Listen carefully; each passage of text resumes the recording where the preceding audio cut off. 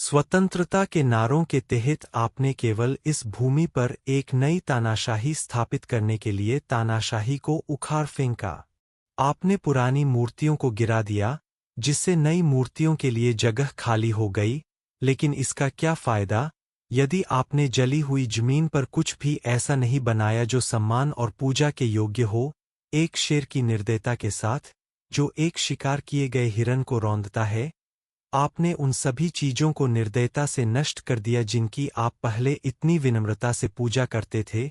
जिसके बाद आपने पूरी तरह से शासन के उन सभी सिद्धांतों और आधारशिलाओं को अपनाया जिन्हें आप क्रांति के मुख्य लक्ष्यों में से एक मानते थे। क्रांति के कुछ साल बाद आपने खुद भी ध्यान नहीं दिया कि आप उन लोगों में कैसे बदल गए जिन्हें आपने नष्ट किया था। इसमें आपकी त्रासदी फ्रांसीसी क्रांतिकारियों के दुखद भाग्य से मिलती जुलती है, जिसमें केवल इतना अंतर है कि क्रांति ने आपको नहीं खाया, ओ महान डांटन, बल्कि आपने उसे खा लिया, या बल्कि उसके सबसे मीठे फलों जैसे स्वतंत्रता, समानता और भाईचारे को।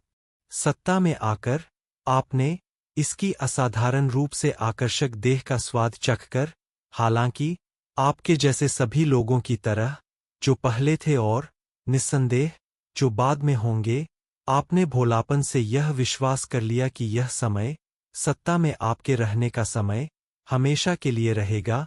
उन लोगों को जिन्होंने आपको वास्तविकता के गर्भ में वापस लाने की कोशिश की, आपने मार डाला, क्योंकि एक आश्रित व्यक्ति किसी भी चीज से इतनी नफरत नहीं करता है जितनी तब जब उसे आश्रित कहा जाता है, जब उसे निर्भरता के विषय की ओर इशारा किया जाता है। इस बात का जिक्र तो छोड़ ही दे कि उस निर्भरता के विषय को छीन लिया जाए। आप कभी यह महसूस नहीं कर पाए कि हमारी दुनिया में शासकों और सरकारों का एक दूसरे को बदलना स्वाभाविक है, और एक का दूसरे को भी बदलना, लेकिन लोग और राष्ट्र हमेशा वही रहते हैं, केवल अपनी प्रकृति और सार के लिए महत्वहीन गुण प्राप्त करते हैं, और यह भी जो महत्वपूर्ण है, ऐसे गुणों को खो देते हैं। मेरे शब्द न तो अतीत को सही ठहराने का इरादा रखते हैं, जो बीत चुका है, जो खो गया है और जिसे कभी वापस नहीं लाया जा सकता। नहीं, वे वर्तमान की हर चीज को बुरा कहने का इरादा रखते हैं।